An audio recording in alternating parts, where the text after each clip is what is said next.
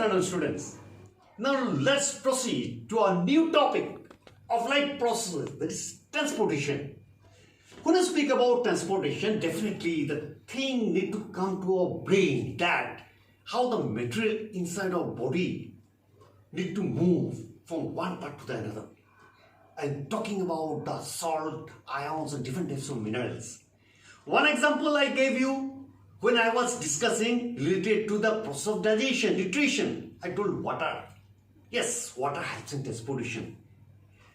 Water is also a fluid. Now I am discussing about other fluids which are also helping in the process of transportation. So first of all, I will write down fluids. Two types of fluids which help in the process of transportation are, I will write here blood. Another is what? Lymph. Now we'll have to go step by step in knowing each one of them. First, let's go for knowing blood. Blood is a fluid connective tissue. You have to keep in mind. And blood, we can divide it into two parts. One is called plasma. Another is called formed elements. Okay? Now first thing need to come to our mind that what is plasma? Plasma is a fluid present in the blood. It is generally golden, hay color thing or the fluid which helps in active transportation of different types of proteins, amino acids, vitamins, minerals, you can say different types of salts, ions are taken by the plasma. So is it clear to you now, plasma? Now let's go for formed element. Another most important components of blood, formed element. This formed element we can divide it into three parts. RBC, or it is called red blood corpuscles. You can tell RBC, red blood cells also. WBC, white blood corpuscles. Platelets. These are the three formed elements of blood. Now quickly I will be giving one point for each one of these so that your idea related to them become clear. RBC, I told you earlier, RBC is what? Hemoglobin. The red color of the blood is due to what? That pigment. That pigment is called hemoglobin. What it helps? It helps in taking oxygen. Important function. WBC, they are the warrior of our body. They are the soldiers which protect the body. When the germs enter, they are the one who protect us from those germs. WBC. Platelets are the one which helps in blood clotting. What is blood clotting? When there is cut in the body, blood comes out. So that will keep on coming unless there is no clotting. That clotting is done by whom? Platelets. So definitely we are coming to know related to the formed elements and plasma. Now let's move to the other part related to blood.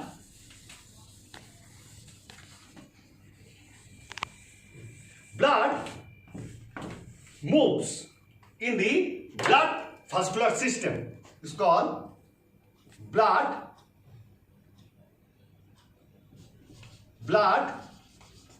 vascular system. So little bit wet. I'll make it like this. Let's see. Blood vascular system. I think it is clear to you. Blood vascular system. So the blood vascular system is having mainly three parts, three types. You can say this blood vascular system having how many types? They are, one is arteries, A-R-T-E-R-I-E-S. Number two, veins. Number three, Capillaries, capillaries. That is coming under blood vascular system. Is it okay to you? Now, we'll have to know what is artery, what is vein, veins pure, and what are capillaries. So, we'll be going very fast in knowing or getting the introduction of all of this. So, here,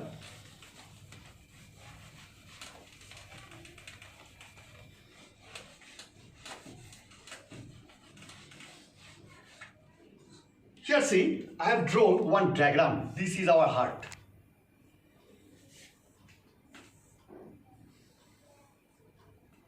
This is our heart. We'll be discussing related to the heart and other thing in other part. Now see,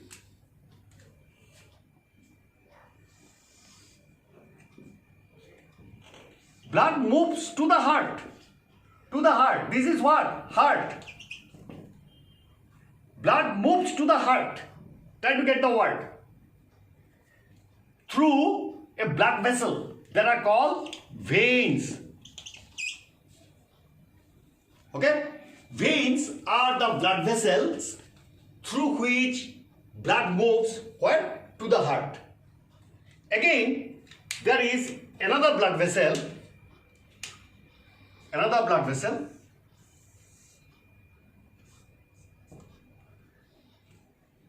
Through which blood comes from. Try to get it. From. And this one is to. From the heart. That is called what? Artery. That means one blood is moving through a blood vessel that is called what? Veins. Another blood is coming out from the heart through a blood vessel that is called what? Artery. Now see, I am writing it here. The blood that moves through the veins, they are called what? Impure blood. And the blood that comes out from the heart, they are called what? Pure blood. Here I will write down the another word for impure and pure. Try to get this word very minutely. Impure is deoxygenated. Pure, oxygenated. So, out of the whatever I have discussed in the blood vascular system, two most important component I told. One I told regarding the vein, another I told what? Artery. But one thing we have to keep in mind that both are also having interconnection. Both are interconnected. See, I will show you how. Now, this one, the artery come down.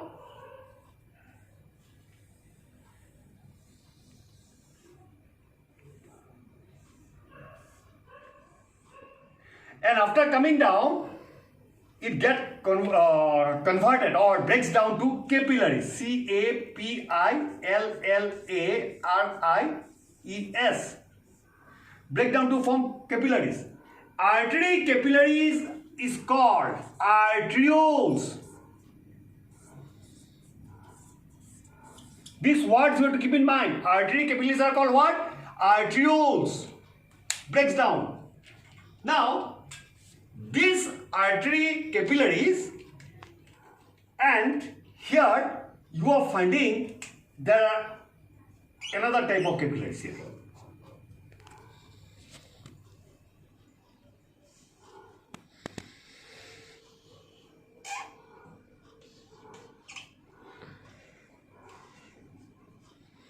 These are also capillaries. These are also capillaries. This is called venules. So capillaries of arteries are called arterioles. Capillaries of veins are called what? Venules. Venules unite together to form what? Veins. And this vein gives the impure blood to whom? To the heart. Now, I told you both are connected. So arteries and veins are having connection. How? Through the network of capillaries. Arterioles and venules. Okay? So, we need to know some differences between arteries and veins. When you go for the differences of artery and vein, what we are finding? Veins are superficial, just below the skin, whereas arteries are deep-seated. Veins has valve, whereas arteries do not have valve. Another character I am telling you, the wall of the veins are thinner and not that elastic, whereas the wall of the arteries are thicker and has elasticity. Other characters I told you, vein carries impure blood, arteries carries what type of blood? Pure blood.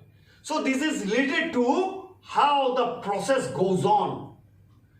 When I speak about impure blood, it carries maximum amount of what? Carbon dioxide. When I speak about pure blood, I am speaking more amount of what? Oxygen. But what happened here? Here, gradually when it was giving these oxygen and it receives from the neighboring cells, carbon dioxide also like this. Carbon dioxide also. So, carbon dioxide keep on increasing. Okay, when it increases, it breaks down to form arterioles. Finally, let's go to the lymph one. Then we'll be completing this part. Lymph. Lymph definition is that is a modified tissue fluid. Okay. Now, what is the difference between a lymph and the blood? Lymph don't have any color. They are also taking the important ingredients and transporting it to the different parts of the body, but don't have the hemoglobin red color. Neither it can take that much of heavy proteins like that of plasma, but it goes to the remotest corner where blood cannot reach. Lymph never travels in blood vessels.